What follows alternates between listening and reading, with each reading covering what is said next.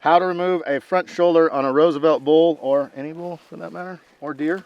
So what I do first is I come right to the calf muscle, and I'll just take and I'll poke a hole through it and run it down so that my beautiful assistant Casey has something to hang on to. Thank you, Trent. You're welcome. Thank you, Vanna. And so I'm gonna have Casey pull it up.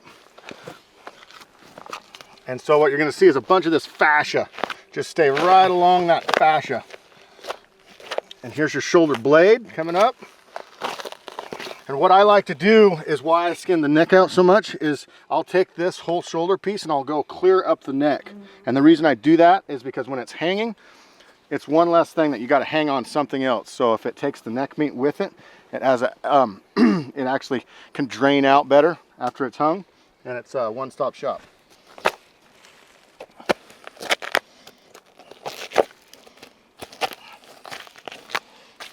So you don't want to get into the back strap. So what I did here is you come up, this whole piece right here from this little fascia line all the way to the top is the back strap.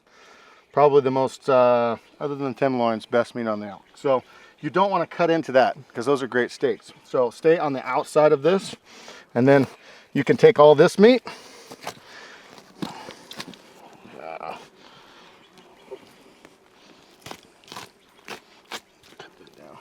And very simple, just stay along the rib cage. So there's a rib right there. That's the upper front of the bowl.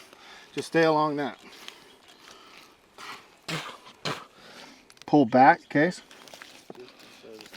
Keep going. Do more, Case. Less is more. I need more. Less is more. I need more out of you. We got a quarter bag ready. Or just start picking it up. He's tight right here. There you go.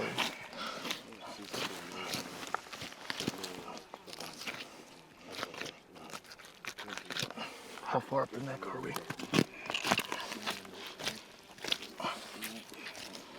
How you feeling? Ready. And ready, yes. Okay. There you go. So we took the shoulder. So what we did is we took the shoulder here, but also got a lot of the neck meat here. Still can get more of the neck meat. Yeah, and we'll go through and get hamburger. After you're all done, go all over, back over your elk. Get every single bit and piece for hamburger or jerky meat or Canned meat. whatever, canned meat. That's how you do front shoulder with a GoPro on your head.